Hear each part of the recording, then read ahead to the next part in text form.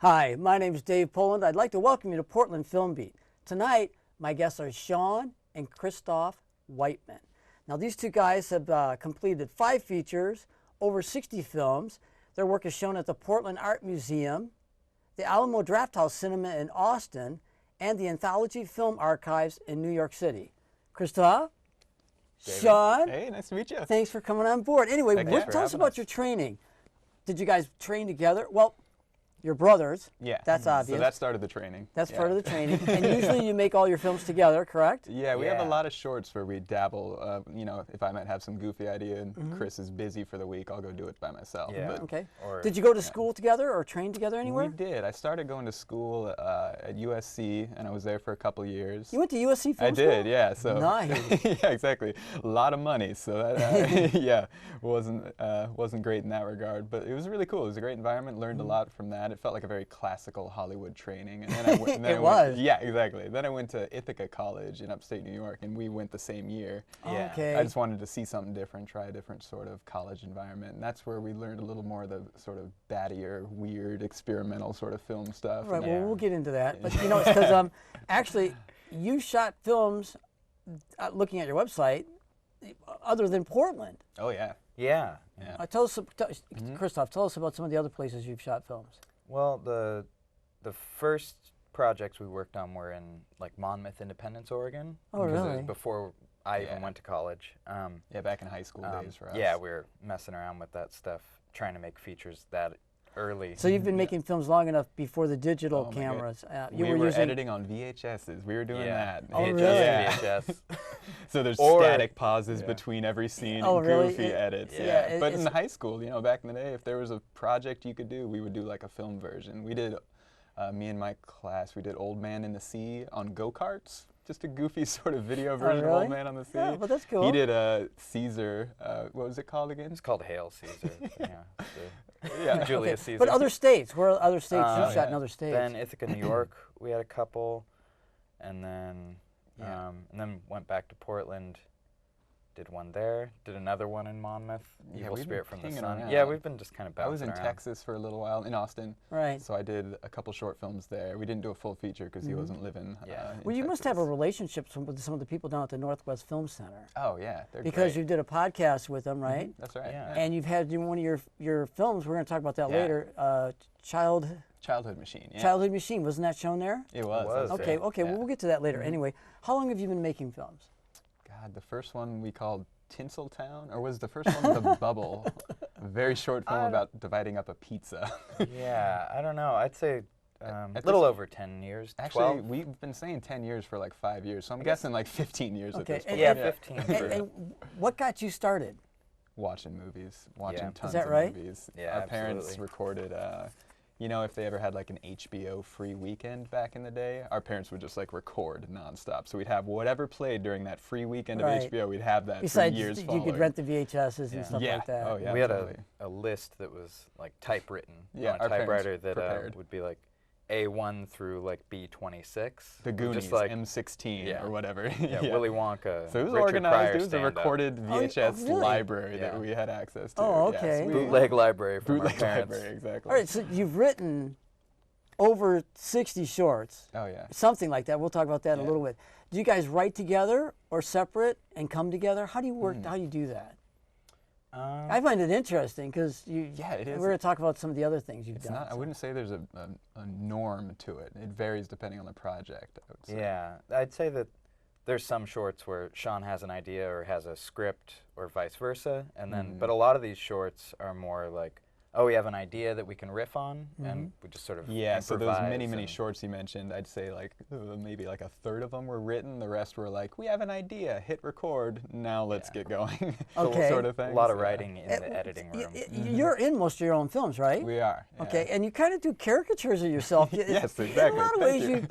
you make fun of yourself. Oh yeah. So you do have fun Easy doing targets. it. Yeah. Okay. Yeah, totally. But I'm glad that you do that. You know, some people take some too seriously. Exactly. Especially with low budget independent filmmaking, sometimes you kind of get caught going down like this artistic rabbit hole, which I love, crazy experimental movies, but I don't know. There's some big egos, We always yeah. like the good, you know, Yeah. the chuckles. Throwing in a couple chuckles, and an audience is And more you're apt to having stick fun, around. right? Yeah. That's the definitely. most important. Okay, Yeah. 29 films in 29 days.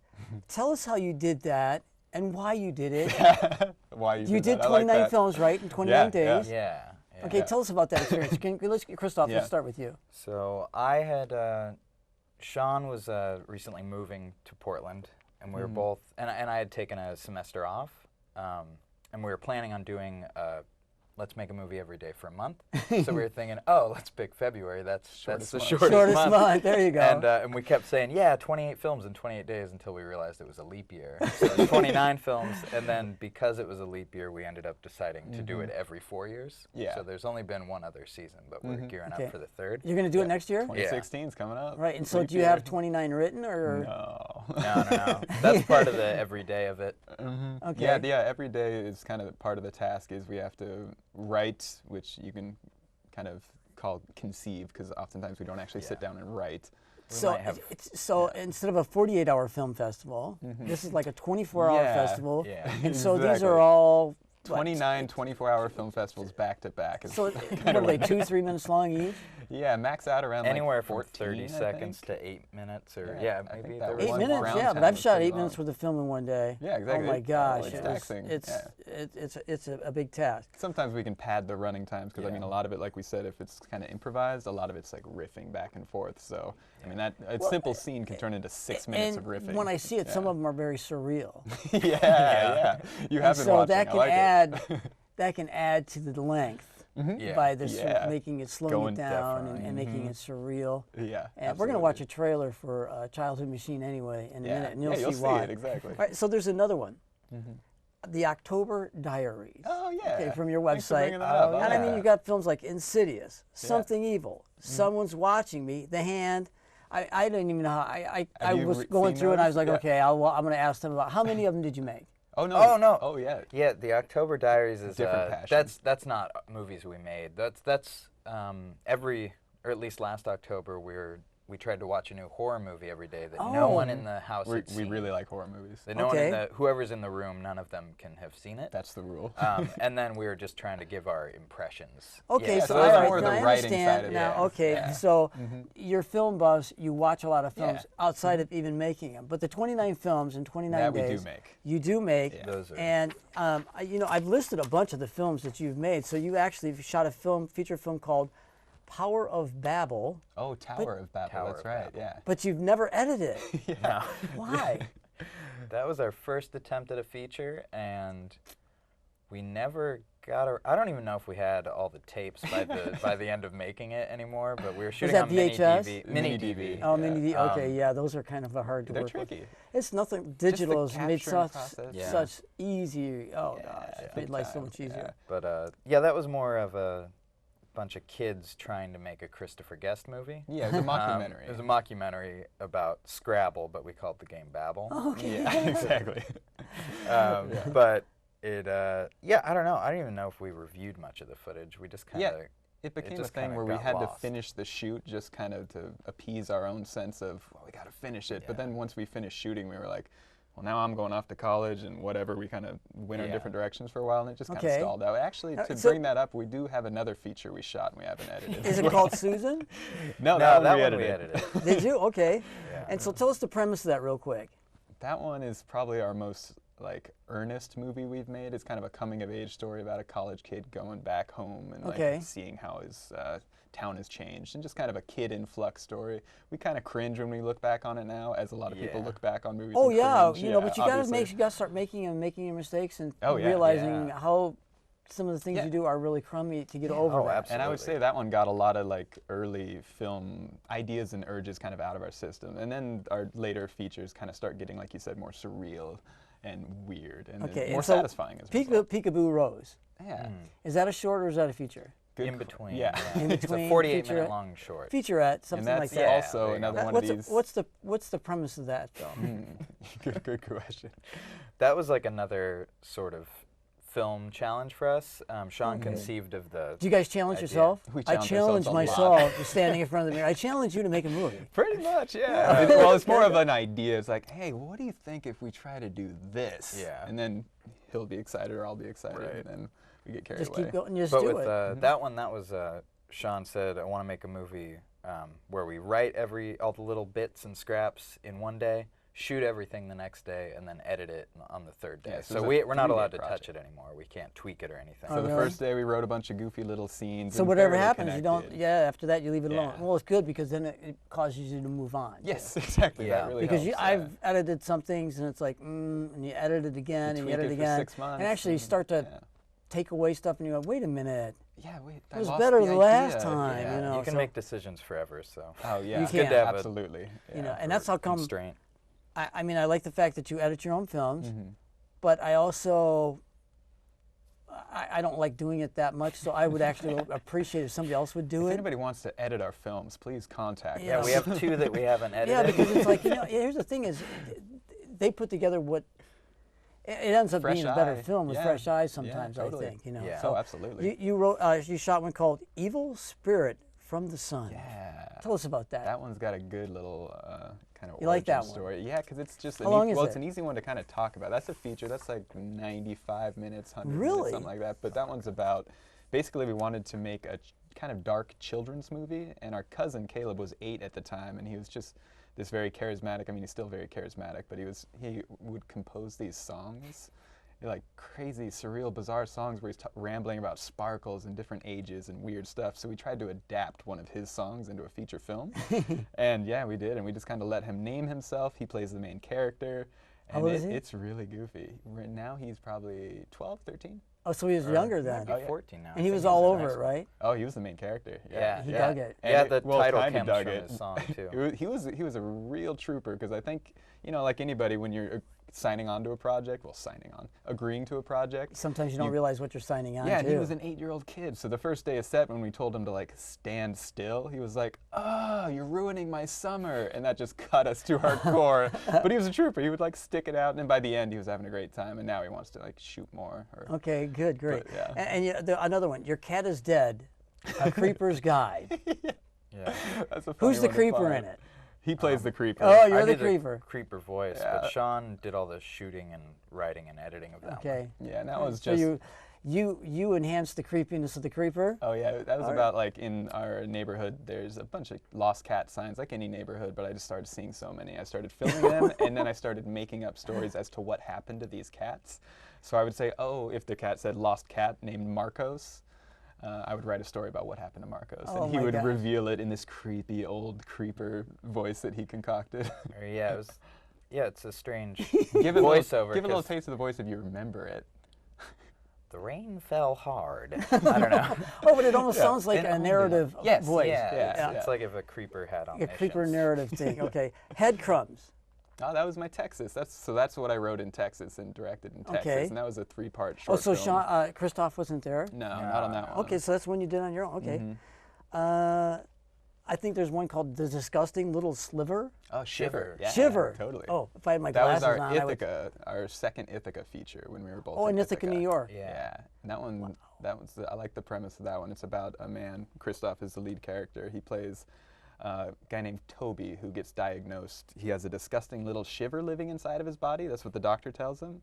And he just has to figure out what that is and how to get it out. A shiver. Yeah. A shiver. I don't a like disgusting that. I little don't want a shiver. shiver in me. No, man. Who wants a shiver? Okay, yeah, exactly. That's actually when we, our cousin Caleb came to visit, and we put him in the movie very briefly, and he had already been working on the Evil Spirit from the Sun song, and then Right. that planted the seed for All right, writing a movie so around is it. there a film actually called The Whiteman Brothers? There Yeah. is. That was our first Ithaca feature. All right. And that's kind of the seed It's of a feature this. too. Yeah, that's strung together a bunch like of a feature shorts of where we play sketches. those caricatures of ourselves you mentioned. Only that's 82-minute long version Okay, of that. right. Yeah. All right, now we're going to talk about Childhood Machine. And tell us the premise of it first, and then actually what we'll do is we'll cut away and we'll see the trailer. Oh, perfect. Yeah, so the premise for that one, this is another very batty, surreal, weird one. Chris plays a character, the titular character, Childhood Machine, and he's kind of an enigmatic inventor who's always down in his basement workshop working on this machine, the childhood machine. We don't really know what that means. Basically, he's just kind of a charismatic. Is this rough, a feature? This yeah, is the one that was shown at the at the Northwest Film Center. That's right, back in March. Yeah. All right, so it was recent. Yeah, totally. So this is the one we're kind of doing stuff with now, trying to do stuff with now, sending out to festivals, stuff like that. Okay, what we're going to do is we're going to take a few minutes right now, and we're going to watch Childhood Machine, and we'll be right back.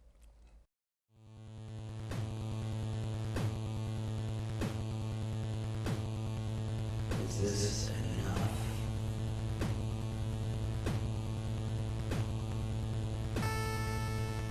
Should I settle? Is this enough? Should I settle? Is this enough? Is he, is she, are they enough?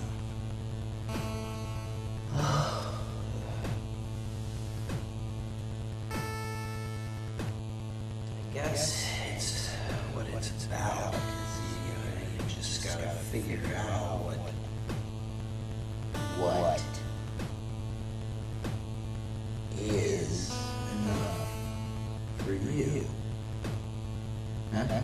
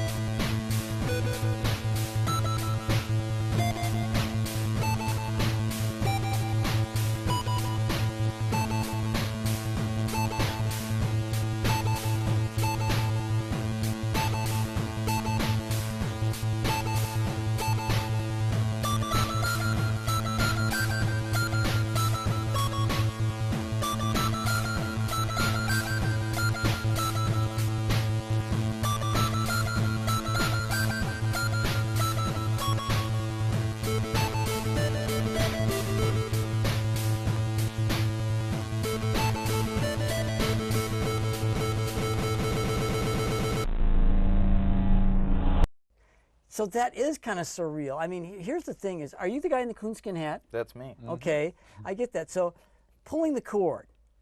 This guy's pulling this cord everywhere. And then there's a guy in the Not even on a calculator bus. and a person in the conference room. And then how come they all meet in the basement? Is that where the childhood machine is being It's built? the workshop. Yeah, so basically he plays this character who has some degree of notoriety in the community. People know he's a genius. We don't really hint as to what the extent of his genius is, but as a result, other characters with similarly bizarre pursuits kind of gravitate towards his workshop and try to Okay, get and so advice. actually throughout the film, you develop character about why each one of them has got Yeah. this Yeah. special creepiness, kind of. Like the guy pulling like the that. cord forever, right? Do you guys do all your own cinematography? Pretty much. Pretty much. Yeah. Right. That one we had a little help from our friend Nate Sparks. Yeah. But there's a lot of shoots where it's just us running around and we don't have a crew. Well, what kind Yeah. of cameras do you use? Right now, for the longest time, we were just using those Panasonic AG DVX 100As. Those are steady go-to mini DV for a while, but we Yeah. finally upgraded to. Okay, good, right. What will the film Childhood Machine have to say about the world we live in? Because it does. Mm-hmm. And it's kind of weird, but in a weird way, why does it? Mm-hmm. I'll let you think about that for a minute. I mean, I and I'll kinda come to know you the and you can yeah. say, tell me who are some of the main actors, since you're the guy in the coonskin hat. Well, I'm Childhood Machine. I'm the actor who plays that character, and then we have the Memory Foe, played by Rachel Mayer, and Ed Pansulo, who's a friend of Alex Cox's and always ends up in his movies. He did like Sid and Nancy and a bunch of I great think stuff. He, played He's he in got those. bit by Gary Oldman in Sid and Nancy. Yeah, exactly. Really? But So, yeah, he played the Equinox, and and then Sean is the essence of Goodman. Yeah. Oh, really? And I play, Aw. and basically his. Isn't that nice? What he tries to do is distill the essence of John Goodman's character from season 1 of Roseanne. So Oh, really? Yeah, exactly. Oh, He that is sees so him funny. as, yeah, kind of an So, idol. so what does the He's- film have to say about the world we live in? Did you think about that? Yeah, I mean, the theme that kind of circled around, or we kept coming back to, was the pursuit, which is basically the notion that it's not necessarily the end goal that will give your, or validate your life or give you satisfaction. It's the pursuit and like The aiming. process. The process, like Right, going the- towards something. Yeah, Yeah. enjoy life as you live it. Yes, Yeah. exactly. Type of yeah. thing. So Yeah. anyway, of all the films you've made, what one stands out in your mind and why? You got one?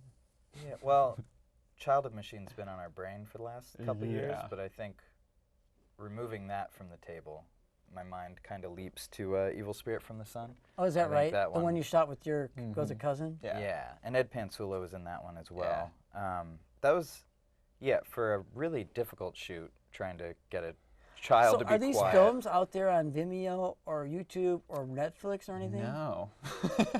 No, we're yeah. trying to do like, since years have passed and we haven't like gotten into many festivals or anything like that, we're gonna do some passes on some of the old ones and clean up, tighten a few screws, and then hopefully put them on Vimeo Yeah, or what something. tends to happen is like we create this feature, put a bunch of work into it in a couple years, and then submit it to festivals. We don't get into these big festivals, and then we're just like, all right, let's just move on to the next project instead of like trying to Right. get it somewhere. Okay, so Yeah. these films are kind of weird, surreal, caricatures. What films did you watch that influenced that? Like, what's your favorite film then? Favorite film right now for me is probably Night of the Hunter. Okay. Oh, wow, Yeah. that's an older one, too. Love that one. I can't yeah. remember who was in that. Oh, Mitchum. Yeah, Mitchum. Robert Mitchum. Robert Mitchum, yeah, that's- yeah, he's a Love and crazy Hate. guy. Yeah, exactly. What about you? What's a number one for you right now? I can see where that would lead into the film you're doing then. Yeah. Although that was back in white, that was made like in the 50s, maybe? Yeah, totally. Right. Yeah. Yeah, right now, for me, another older one that I've been, it's up there. I don't know if it's my favorite, but The Red Shoes is just. Oh, yeah, that's Perfect. actually Martin Scorsese's one of his favorite films, Oh, yeah, too. he talks about it all the time. I think I he love helped that. restore it too, or something. Yeah. Yeah, so, Yeah. okay, I understand that. So what's your next project? Probably gearing up for the next 29 films in 29 days. Yeah. Probably Is that right? saving our This creative February. energy.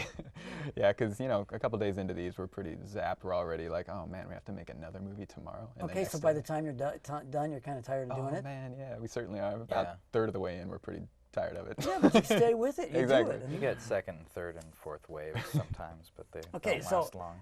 how was this film, Childhood Machine, how's it going to distinguish itself from other films, kind of? Oh, well, that's probably, it's one of its perks. Like, it is just different than anything else. It's like, I mean, there's like non-narrative parts of the movie that are kind of man on the street stuff. There's weird, goofy, little absurd kind of short films sprinkled throughout. It's just the flow of it is unlike most narrative films, I would say. How would you describe it? Yeah, I'd say it's sort of like there's 3 or 4 narrative threads that are shuffled together and Shuffled. they're taped together with these little segments that have either some vague connection to the rest of it or nothing to do with it at all. So do you actually come up with a shot list before you go and shoot, or you just have to deal For with the more it? narrative-based moments, like the mentioned you down in the basement stuff, like those were kind of the scripted moments. You The do rest, have there's a lot of unscripted. Because you and don't yeah. have time. Yeah, and we deviate quite often from those shot lists because they're never really. But at least you yeah. try to shot list, and Yeah. because then when you do deviate, you've got something to think about Yeah, and somewhere exactly. to go. Yeah. So what is your favorite part of filmmaking, Christof? I'll ask you next. I get the most excitement out of just having the ideas and Yeah. starting to like shape them in my head, and then Molding them, right? yeah, Okay. before before you ruin them by executing. Yep, I would agree. Okay, Sean, That's- is that same with you? Yeah, because I mean that's the buzz. That's like the creative excitement of pinging off, and like I'll say some goofy idea, he'll build on that. So and all do of you a guys sudden stay we late up do it. late at night at the kitchen table? Oh man, Childhood Machine. We started writing at like midnight. We didn't finish till like 4 a.m. But like we wrote a bunch of the narrative stuff in one sitting. We might have started a little bit earlier, but Yeah, it was I don't it was an remember. Yeah. overnighter thing. Yeah. What's your least favorite thing about filmmaking? Shooting for 29 days. Wow, what kind? Yeah, kind of what he hinted at. You have that great idea early on, but then invariably through the process, not just because it's low budget, but just because that's the creative process, it deviates from that initial idea, and it's never quite as good as that idea in your head. It just So I think the least favorite part is reviewing footage and thinking, oh no. yeah. Where'd the magic go? Yeah, Did we not? we Did we gonna forget fix to record that? the magic? Yeah. Okay. So how do you work with the actors? I mean, do you? Depends on the actors. A lot of a lot of our cast are non-actors, family members. Yeah, More recently, we've whoever's had more available. real actors, and it's a joy working with people who have experience because obviously Right. they're more Well, who's prepared the and- guy you named before that's been? Ed Pansulo, he's Pansulo, great. He's yeah. the most actorly fellow we've worked with by far. He's Yeah. tremendous. He pulls off some really, really tricky stuff in Childhood Machine. His character is a Vietnam vet who doesn't have a high vocabulary, and he speaks in kind of this broken dialect that we concocted. So the sentences are fragments, they're rambly, and him having to remember that and deliver it as well as he did was pretty impressive. All right. Who is your favorite A-list film director and someone that you would actually like to internship with, kind of learn from? Yeah. Go ahead, Christof. Probably Paul Thomas Anderson. Okay, tell us a film that he jumps out. All of them are good. The Master, Magnolia, Punch Drunk Punch Love. Drunk. Okay, They're right. all Yeah. And it's for you, exquisite. Sean. Yeah, if I could like intern for somebody, probably him. But deep down, my favorite director, maybe John Carpenter, just because I adore so many of his movies and I've seen them so much. They're Right, kind so of you become guys a do like nourishment. horror films a lot. Oh, Yeah, yeah. Eventually, But your we'll films make aren't one. horror films; they're more surrealistic. No, and every they're single kind of time we creepy. try to make a horror movie and we just have a different idea. Yeah, and we it's do that instead. they end up being kind of just Comedy's so kind of, fun. We yeah. just do that instead. Yeah, comedy, you get that immediate satisfaction of somebody's chuckling. So like, oh, okay, validation. There's a response. If you could work or direct and have in one of your films an A-list actor and actress, who since you get to act with them, since you guys are Ooh, characters, extra layer. I who's like the that. actress, right? Sheesh, that's a good Well, question. man, we're both very impressed with Joaquin Phoenix. He's doing some Yeah. incredibly Gosh, bizarre doesn't he? stuff. He's yeah, doing and it's some He's top amazing. tier different in stuff. everything. He's just And he physically, owns- right? Yeah, The Master was remarkable. And in that regard. the I'm Still Here, Yeah. that like pseudo documentary about him quitting acting, the Yeah. fake film, it was so good. And then he was going to become a rapper or something. that- he that got was- all yeah. weird. Also, honestly, I'd love to work with. Maybe people wouldn't call him A-list anymore, but Val Kilmer. Yeah, He worked with he Har- put on a lot of weight. Yeah. He Still would love to work with him. Yeah. He was in a short made by Harmony Korine recently that was just, I think, some of his Yeah, best work. The I Fourth think he's Dimension still, is what it's called. he's still got it. People just don't. Right. I mean, in Heat, I Yeah, love oh, yeah. Heat. Oh, yeah, That was great. Tombstone, totally. Yeah. You know what? We're running out of time here. We're running out of time here at Portland Film Beat, and I want to thank you for tuning in and listening to Christof and Sean. It was a lot of fun. I want to thank my executive producer, Carol Poland. I want to thank my director, Ellery Nelson. He does a lot down here in the studio. Also, the people who work down here, TVC TV, Krista and Christo. They're the engineers down here. They do a great job, along with Johnny, Jonathan Kaufman, and Joni Jorgensen. They're a great help to me and all the staff here at TVC TV. I also want to thank Emily and Kate down at Portland Community Media TV. They're a great help too. And until next time on Portland Film Beat, shoot for the silver screen.